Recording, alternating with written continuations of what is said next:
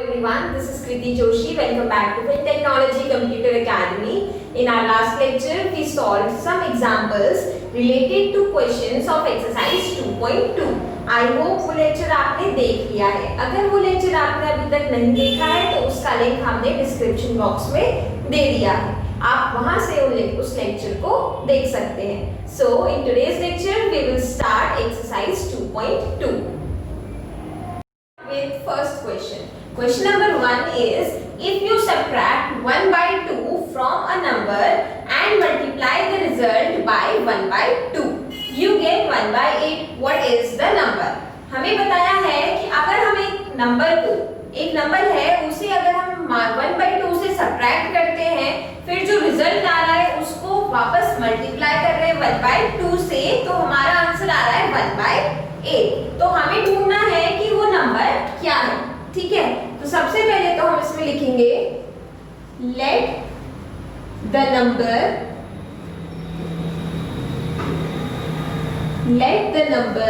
B x. उस number को ले लेते हैं हम x. अब इक्वेशन फॉर्म करनी पड़ेगी. इक्वेशन देख लेते हैं. हमें बोला है कि if you subtract 1 by 2 from a number. ठीक है, तो वो कैसे होगा? नंबर है हमारा x, उसमें से हम सब्ट्रैक्ट कर रहे हैं 1 by 2. Isn't it? x minus 1 by 2. उसके बाद लिखा है and multiply the result by 1 by 2. फिर ये जो रिजल्ट आएगा इसका, उसको मल्टीप्लाई कर रहे हैं 1 by 2 से. तो यहाँ पे 1 by 2 लिख लेंगे कि मल्टीप्लाई में आ गया इसके. ठीक है, तो लिखा है you get 1 by 8. तो जो आंसर आ रहा है वो आ रहा है 1 by 8. तो ये बन गई हमारी इक्वेशन. अब हमें बस इस इक्वेशन को सॉल्व करना है. क्वेश्चन को सॉल्व करना तो आपको आता ही है. देख लेते हैं कैसे करेंगे. 1 by 2 को इस साइड भेजेंगे. ठीक है, तो ये हो जाएगा x minus 1 by 2 is equals to 1 by 8 multiply 2 by 1. अब ये 1 by 2 यहाँ जाके 2 by 1 कैसे हो गया है वो भी समझ लेते हैं. रफ में देख लेते हैं इसको. यहाँ पे मैं इसे सॉल्व कर रही हूँ. देखो 1 by 2 अभी मल्टीप्लाई में है, ये इस साइड जाएगा तो डिवाइड में हो जाएगा. डिवाइड में अभी देखो यहाँ पे है 1 by 8, इसको डिवाइड करेंगे 1 by 2 से, तो क्या होता है ये जो नीचे डिनोमिनेटर है वो रेसिप्रोकल होता है. Isn't it? 1 by 8 multiply 2 by 1 हो जाएगा. ठीक है, तो यही चीज हमने यहाँ पे डायरेक्ट लिख लिया 1 by 8 मल्टीप्लाई बाय 2 by 1. अब इसको सॉल्व कर लेते हैं. x minus 1 by 2 is equals to, ये क्या होगा? 2 1s are 2 and 2 4s are 8. Isn't it? तो ये हो जाएगा 1 by 4. अब क्या करना है? ये 1 by 2 minus 1 by 2 को हम भेजेंगे इस साइड. तो ये हो जाएगा x is equals to 1 by 4 plus 1 by 2. तो हमारा आंसर आएगा x is equals to, LCM ले लेंगे, 4 आ जाएगा, 1 plus 2 is equals to 3 by 4. तो हमारी x की value I 3 by 4. At last we will write here the number is 3 by 4. तो ये था question number 1. Now let's see question number 2. Number 2 is the perimeter of a rectangular swimming pool is 154 meter. Its length is 2 meter more than twice its breadth. What are the length and breadth? अब समझ लेते हैं पहले कि ये जो लिखा है 2 meter more than twice its breadth, ये क्या चीज है. ठीक है, हमें बताया है कि एक रेक्टेंगुलर स्विमिंग पूल है, उसका पेरीमीटर है 154 मीटर. ये क्या चीज है? पेरीमीटर. ठीक है, और हमें बोला है कि जो उसकी लेंथ है, लेंथ के बारे में हमको बताया है कि it's length is 2 metre more than. 2 metre more जब भी लिखा आएगा तो हम सिंपली 2 प्लस कर देंगे. ठीक है, 2 मीटर मोर जब भी लिखा होगा तो प्लस करेंगे, लेस जब भी लिखा होगा तो माइनस कर लेंगे. तो यहाँ लिखा है 2 मीटर मोर देन, तो हमको मतलब यहाँ पे +2 करना ही है. अब मोर देन किससे ज्यादा है वो या लिखा है ट्वाइस इट्स ब्रेथ। ब्रेथ के ट्वाइस से भी 2 ज्यादा है, ठीक है। तो सबसे पहले तो हम इसमें ब्रेथ ले लेंगे x, ठीक है। ब्रेथ ले ली हमने x, अब वो बोल रहा है ट्वाइस ऑफ ब्रेथ, तो ट्वाइस ऑफ ब्रेथ हो जाएगा 2x, 2 प्लस 2x हो जाएगा लेंथ और ब्रेथ है x, ठीक है। तो ये हो गई हमारी जो चीज हमें क्वेश्चन में बताई है। अब इक्वेशन फॉर्म करनी है तो देख लेते हैं कैसे करेंगे। सबसे पहले लिख लेते हैं, यहाँ पे इसका सॉल्यूशन करेंगे।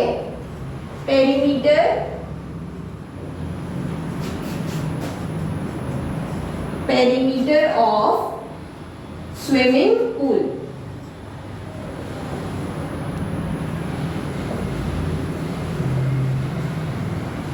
इज इक्वल्स टू, कितना दिया है हमको 154 मीटर। और पेरीमीटर का फॉर्मूला क्या होता है वो भी लिख लेंगे। पेरीमीटर का फॉर्मूला होता है 2l + b, ठीक है। अब देख लेते हैं breadth is equals to x और लेंथ भी लिखेंगे। लेंथ है हमारी 2 + 2x, isn't it? अब इक्वेशन फॉर्म करनी है। देखो ये जो है फॉर्मूला जो है पेरीमीटर का, इसके अंदर हम वैल्यूज रख लेंगे। तो ये हो जाएगा 2, l की जगह पे आएगा जो हमारी लेंथ हमने लिखी थी 2 + 2x, फिर यहाँ पे प्लस आएगा और ब्रेथ है हमारी x। तो पेरीमीटर हमको दिया भी है, कितना है पेरीमीटर 154 मीटर, ठीक है। यहाँ पे सिर्फ हम 154 लिखेंगे। तो ये है हमारी इक्वेशन, हमें इस इक्वेशन को सॉल्व करना है। सबसे पहले हम इस 2 को इस साइड भेजेंगे, तो ये हो जाएगा 2 + 2x + x is equals to 154/2। 154/2 जब हम इसे सॉल्व करेंगे तो ये हो जाएगा 77, ठीक है।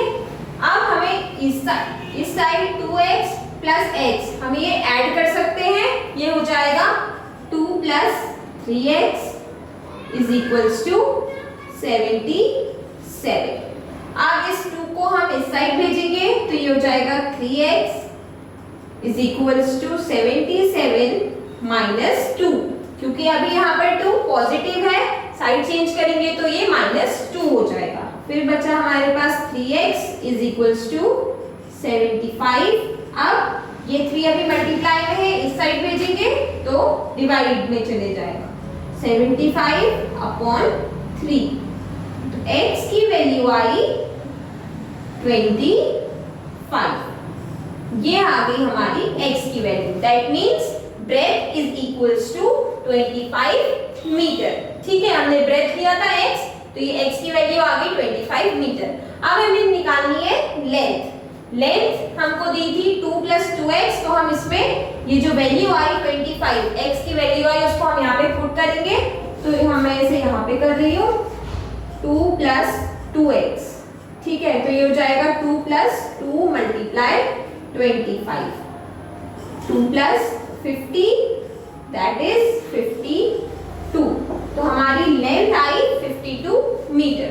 तो ये था हमारा question. At last we will write here, hence the length and breadth of the swimming pool are 25 metre and 52 metre. तो ये था question number 2। Now let's see question number 3. 3 is the base of an isosceles triangle is 4/3 centimeter. The perimeter of the triangle is 4 whole 2/15 centimeter. What is the length of the either of the remaining equal sides? हमको isosceles triangle का base बता रखा है। Isosceles triangle क्या होता है ये तो आपको पता ही है। आइसोसेलेस ट्रायंगल वो होता है जिसके 2 साइड्स इक्वल होते हैं। लेट्स टेक दिस ट्रायंगल, इसको हम आइसोसेलेस ट्रायंगल ले लेते हैं। तो इसकी कोई भी 2 साइड, ये दो या फिर ये दो या ये दो साइड इक्वल होंगी, ठीक है। तो हम ले लेते हैं कि ये दो साइड इक्वल है और इसका जो बेस हमको बताया है, बेस का हमको लेंथ बताई है 4/3 सेंटीमीटर। ये है 4/3 सेंटीमीटर और हमको पेरीमीटर बता रखा है इस ट्रायंगल का 4 होल 2/15 सेंटीमीटर। हमसे पूछा है कि ये जो साइड्स हैं इनका लेंथ बताओ, ठीक है। तो सॉल्व कर लेते हैं इस क्वेश्चन को। यहां पर लिखेंगे perimeter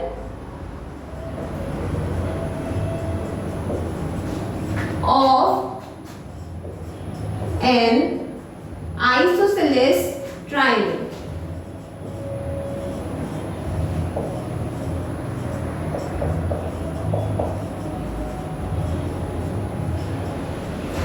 Perimeter of an isosceles triangle is sum of all the sides. ठीक है, ये जो तीनों साइड है इसका सम करेंगे तो हमारा इसका पेरीमीटर आ जाएगा। तो यहाँ पर लिख लेते हैं सम ऑफ, आगे नहीं लिख रही हूँ नीचे लिख रही हूँ, ठीक है, सम ऑफ ऑल साइड्स।